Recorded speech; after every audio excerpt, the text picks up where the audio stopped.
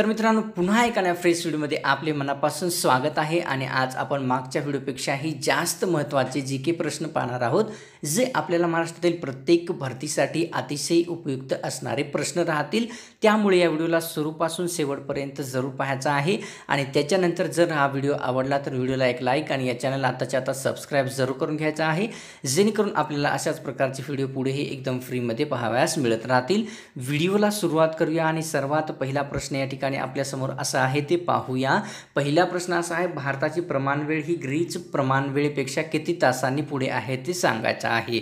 भारताची प्रमाणवेळ ही ग्रीच प्रमाणवेळेपेक्षा किती तासांनी पुढे आहे ते सांगायचं आहे। तर उत्तर आहे 5.5 तासांनी भारताची प्रमाणवेळ ही ग्रीच प्रमाणवेळेपेक्षा पुढे आहे।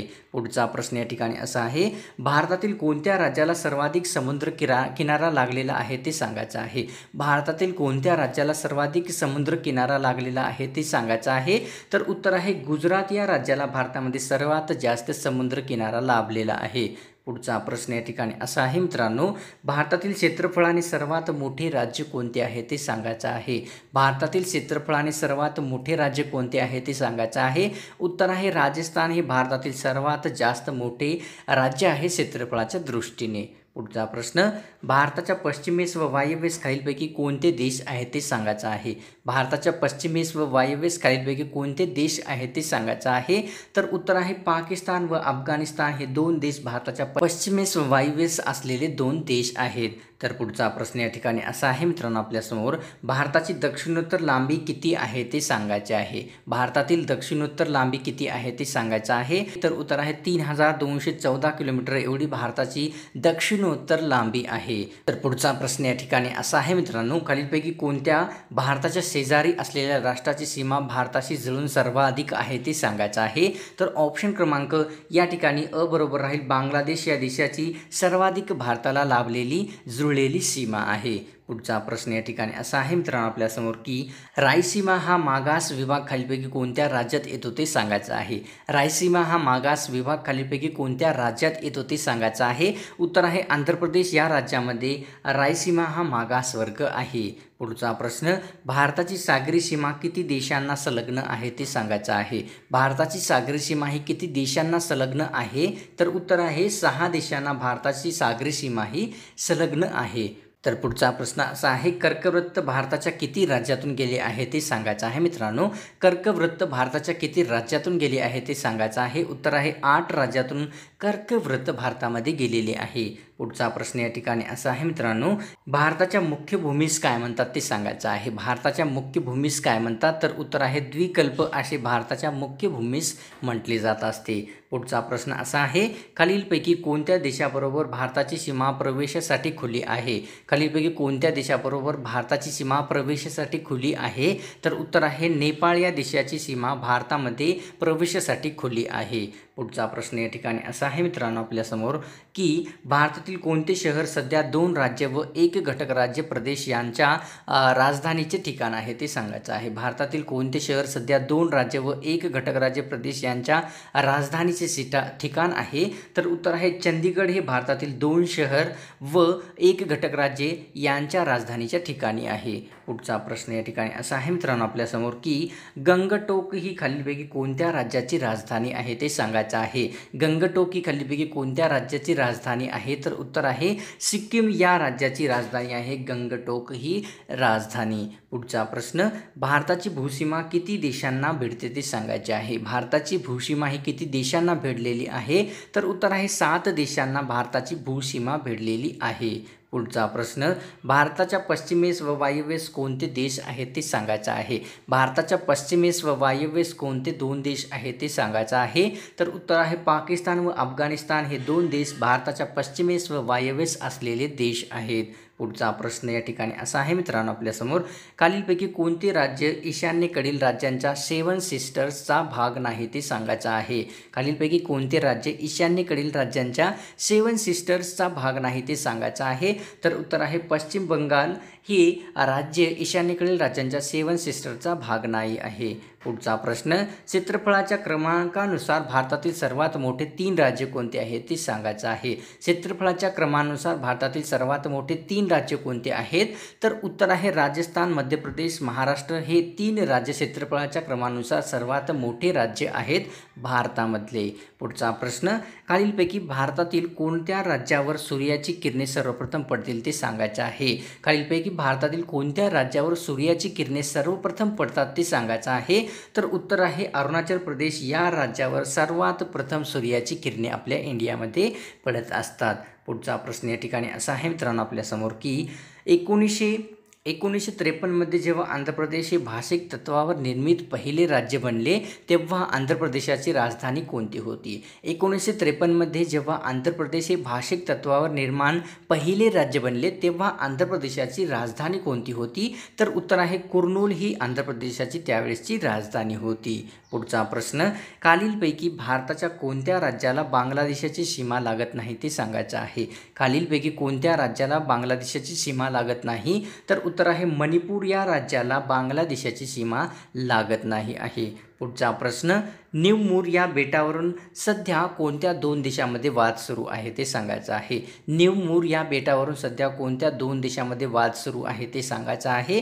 तर उत्तर आहे भारत आणि बांगलादेश या 2 देशांमध्ये न्यू मूर या बेटावरून सध्या वाद सुरू आहे. पुढचा प्रश्न, क्षेत्रफळाच्या दृष्टीने भारताचा जगात क्रमांक कितवा लागतो ते सांगायचं आहे. क्षेत्रफळाच्या दृष्टीने भारताचा जगात कितवा क्रमांक लागतो? तर उत्तर आहे 7वा क्रमांक हा क्षेत्रफळाच्या दृष्टीने भारताचा जगामध्ये लागत आहे. पुढचा प्रश्न, खालीलपैकी कोणत्या 2 देशांमधील सीमारेषा ही मॅकमोहन रेषा आहे ती सांगायचं आहे. खालीलपैकी कोणत्या 2 देशांमधील सीमारेषा ही मॅकमोहन सीमारेषा आहे ती सांगायची आहे. तर उत्तर आहे भारत व चीन या 2 देशांमधील सीमारेषा ही मॅकमोहन सीमारेषा या नावाने ओळखली जात असते. पुढचा प्रश्न, गुजरात व अरुणाचल प्रदेश यातील स्थानिक वेळेस किती तासांचा फरक आहे ते सांगायचं आहे. गुजरात व अरुणाचल प्रदेश यातील स्थानिक वेळेस किती तासांचा फरक आहे? तर उत्तर आहे 2 तासांचा फरक आहे. पुढचा प्रश्न या ठिकाणी असा आहे मित्रांनो आपल्यासमोर की खाली दिलेल्या 4 पर्यायापैकी 3 राज्याची सीमा चीनला भिडलेली आहे. चौथे गैरलागू राज्य कोणते आहे ते सांगायचं आहे. खाली दिलेल्या 4 राज्यापैकी 3 राज्याची सीमा ही चीनला भिडलेली आहे. चौथे गैरलागू राज्य कोणते आहे ते ओळखायचं आहे. तर उत्तर आहे आसाम हे गैरलागू सीमा राज्य आहे. पुढचा प्रश्न या ठिकाणी असा आहे मित्रांनो आपल्यासमोर, अंदमान आणि निकोबार हा केंद्रशासित प्रदेश कोणत्या समुद्रात आहे ते सांगायचं आहे. तर उत्तर आहे बंगालचा उपसागर या सागरामध्ये अंदमान आणि निकोबार हे केंद्रशासित प्रदेश आहेत. पुढचा प्रश्न, वाळू आणि खडकांचा बनलेला अदमचा पूल कोणत्या 2 देशादरम्यान आहे ते सांगायचं आहे. वाळू आणि खडकांचा बनलेला अदमचा पूल कोणत्या 2 देशादरम्यान आहे? तर उत्तर आहे भारत श्रीलंका या 2 देशादरम्यान आदमचा पूल आहे. पुढचा प्रश्न असा आहे मित्रांनो, मन्नारचे आखात खालीपैकी कोठे स्थित आहे ते सांगायचं आहे. मन्नारचे आखात खालीपैकी कोठे स्थित आहे? तर उत्तर आहे तामिळनाडूच्या आग्नेयेस मन्नारचे आखात स्थित आहे. पुढचा प्रश्न, भारताचा दक्षिण भाग तिन्ही बाजूंना व्यापलेला आहे त्यास काय म्हणतात ते आपल्याला सांगायचं आहे. भारताचा दक्षिण भाग तिन्ही बाजूस व्यापलेला आहे त्यास काय म्हणतात? तर उत्तर आहे भारतीय द्वीपकल्प असे भारताच्या दक्षिण भागाला म्हणतात. पुढचा प्रश्न, भारतीय द्वीपकल्पाचे दक्षिण टोक कोणते आहे ते सांगायचं आहे. भारतीय द्वीपकल्पाचे दक्षिण टोक कोणते आहे? तर उत्तर आहे कन्याकुमारी हे भारतीय द्वीपकल्पाचे दक्षिण टोक आहे. पुढचा प्रश्न, पुढीलपैकी कोणत्या देशाच्या सागरी सीमेशी भारताची सागरी सीमा संलग्न नाही ते सांगायचं आहे. पुढीलपैकी कोणत्या देशाच्या सागरी सीमेशी भारताची संलग्न सीमा नाही ते सांगायचं आहे. तर उत्तर आहे चीन या देशाच्या सागरी सीमेशी भारताची सागरी सीमा संलग्न नाही आहे. पुढचा प्रश्न, खालीलपैकी कोणते राज्य भारताच्या पूर्व किनाऱ्यावर वसलेले आहे? नाही ते ओळखायचं आहे. खालीलपैकी कोणते राज्य भारताच्या पूर्व किनाऱ्यावर वसलेले नाही? तर उत्तर आहे केरळ हे राज्य भारताच्या पूर्व किनाऱ्यावर वसलेले नाही आहे. पुढचा प्रश्न, खनिज संपत्तीने समृद्ध असलेले छोटा नागपूरचे पठार भारतातील कोणत्या राज्यात वसलेले आहे ते सांगायचं आहे. खनिज संपत्तीने समृद्ध असलेले छोटा नागपूरचे पठार भारतातील कोणत्या राज्यात वसलेले आहे? तर उत्तर आहे झारखंड या राज्यामध्ये खनिज संपत्तीने समृद्ध असलेले छोटा नागपूरचे पठार वसलेले आहे. पुढचा प्रश्न, तामिळनाडू या राज्याची राजधानी कोणती आहे?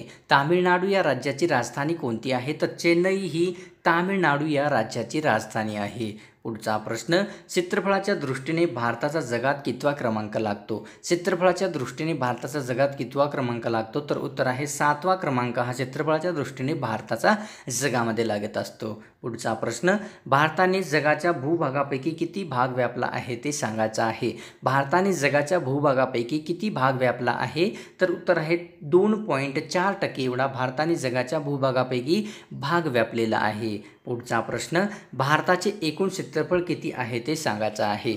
भारताचे एकूण क्षेत्रफळ किती आहे? तर उत्तर आहे 32,87,263 चौरस किमी एवढे भारताचे एकूण क्षेत्रफळ आहे. पुढचा प्रश्न, खालीलपैकी कोणते शहर हे 2 राज्यांच्या राजधानीचे शहर आहे ते सांगायचं आहे. खालीलपैकी कोणते शहर हे 2 राज्याच्या राजधानीचे शहर आहे? तर उत्तर आहे चंदीगड हे शहर 2 राज्याच्या राजधानीचे शहर आहे. पुढचा प्रश्न या ठिकाणी असा आहे मित्रांनो, खालीलपैकी कोणत्या राज्याची भूसीमा पाकिस्तानला संलग्न नाही ते आपल्याला सांगायचं आहे. खालीलपैकी कोणत्या राज्याची भूसीमा ही पाकिस्तानला संलग्न नाही? तर उत्तर आहे महाराष्ट्र या राज्याची भूसीमा ही पाकिस्तानला संलग्न नाही आहे. पुढचा प्रश्न, भारतातील कोणत्या राज्याला सर्वात कमी समुद्रकिनारा लाभलेला आहे? भारतातील कोणत्या राज्याला सर्वात कमी समुद्रकिनारा लाभलेला आहे? तर उत्तर आहे गोवा या राज्याला भारतामध्ये सर्वात कमी समुद्रकिनारा लाभलेला आहे. पुढचा प्रश्न, डक्कन पास खालीलपैकी कोणत्या 2 प्रदेशाच्या दरम्यान आहे ते सांगायचं आहे. डक्कन पास खालीलपैकी कोणत्या 2 प्रदेशांच्या दरम्यान आहे? तर उत्तर आहे दक्षिण अंदमान व लहान अंदमान या 2 प्रदेशांच्या मध्ये डक्कन पास हे स्थित आहे. पुढचा प्रश्न, नवनिर्मित तेलंगणा राज्याची राजधानी कोणती आहे? तेलंगणा राज्याची राजधानी कोणती आहे ते सांगायचं आहे. तर उत्तर आहे हैदराबाद ही तेलंगणा राज्याची राजधानी आहे. पुढचा प्रश्न, भारताचे दक्षिणेकडील सर्वात शेवटचे टोक इंदिरा पॉईंट कोणत्या राज्यात प्रदेशात आहे ते सांगायचं आहे. भारताचे दक्षिणेकडील सर्वात शेवटचे टोक इंदिरा पॉईंट हे कोणत्या राज्यात आहे? तर उत्तर आहे अंदमान निकोबार या राज्यामध्ये इंदिरा पॉईंट स्थित आहे. पुढचा प्रश्न, भारतीय भूमीचा सर्वाधिक उत्तरेकडील भाग कोणता आहे ते सांगायचं आहे. भारतीय भूमीचा सर्वाधिक उत्तरेकडील भाग कोणता आहे? तर उत्तर आहे इंदिरा कॉल. इंदिरा कॉल हा भारतीय भूमीचा सर्वाधिक उत्तरेकडील असलेला भाग आहे. पुढचा प्रश्न, इंदिरा पॉईंटचे दुसरे नाव काय आहे ते सांगायचं आहे. इंदिरा पॉईंटचे दुसरे नाव काय आहे ते सांगायचं आहे. तर या ठिकाणी वरीलपैकी सर्व म्हणजेच पार्सन पॉईंट, लाही चिंग आणि पिगमेलियन पॉईंट असे इंदिरा पॉईंटचे 3 नाव आहेत. पुढचा प्रश्न, भारताच्या मुख्य भूमीची दक्षिण सीमा कोणती आहे ते सांगायचं आहे. भारताच्या मुख्य भूमीची दक्षिण सीमा कोणती आहे? तर उत्तर आहे मित्रांनो 8.4 उत्तर अक्षांश एवढी सीमा भारताची दक्षिण सीमा आहे. पुढचा प्रश्न, भारतासाठी सर्वप्रथम इंडिया शब्दाचा प्रयोग कोणत्या भाषेत आढळून येतो ते सांगायचं आहे. भारतासाठी सर्वप्रथम इंडिया भाषेचा प्रयोग कोणत्या भाषेत आढळतो? तर उत्तर आहे ग्रीक भाषेमध्ये भारतासाठी सर्वप्रथम इंडिया या शब्दाचा प्रयोग आढळत आहे. पुढचा प्रश्न, कर्कवृत्त खालीलपैकी कोणत्या राज्यातून जात नाही ते आपल्याला सांगायचं आहे. कर्कवृत्त खालीलपैकी कोणत्या राज्यातून जात नाही? तर उत्तर आहे सिक्कीम या राज्यामधून कर्कवृत्त जात नाही. पुढचा प्रश्न या ठिकाणी असा आहे मित्रांनो, खालीलपैकी कोणता भारतातील एक केंद्रशासित प्रदेश नाही आहे? खालीलपैकी कोणता भारतातील एक केंद्रशासित प्रदेश नाही? तर उत्तर आहे गोवा हा भारतातील एक केंद्रशासित प्रदेश नाही आणि दिल्ली, लक्षद्वीप, अंदमान निकोबार हे 3 केंद्रशासित प्रदेश या ऑप्शनपैकी आहेत. पुढचा प्रश्न, भारतीय प्रमाणवेळ रेषा खालीलपैकी कोणत्या राज्यातून जात नाही? भारतीय प्रमाणवेळ रेषा खालीलपैकी कोणत्या राज्यातून जात नाही ते आपल्याला सांगायचं आहे. तर उत्तर आहे महाराष्ट्र या राज्यातून भारतीय प्रमाणवेळ रेषा ही जात नाही. पुढचा प्रश्न असा आहे मित्रांनो, आंध्र प्रदेश हे प्रथम भाषिक राज्य या नात्याने कोणत्या वर्षी निर्माण केले गेले आहे ते सांगायचं आहे. आंध्र प्रदेश हे प्रथम भाषिक राज्य या नात्याने कोणत्या वर्षी निर्माण केले गेले? तर उत्तर आहे 1956 या वर्षी आंध्र प्रदेश हे प्रथम भाषिक राज्य या नात्याने निर्माण केले गेलेले आहे. तर मित्रांनो, आजची व्हिडिओ आपल्याला कशी वाटली या व्हिडिओच्या खाली जाऊन एक कॉमेंट करून जरूर कळवायचं आहे. तसेच या व्हिडिओला एक लाईक करून ही जरूर कळवायचं आहे आणि आपल्याला कुठला डाऊट असेल तर कॉमेंट करून जरूर कळवायचं आहे. आणि अशाच प्रकारचे व्हिडिओ एकदम फ्रीमध्ये मिळवण्यासाठी या चॅनलला आताच्या आताच आपल्याला सबस्क्राईब जरूर करून घ्यायचं आहे. तर मिळतोय का नाही फ्रेश व्हिडिओमध्ये.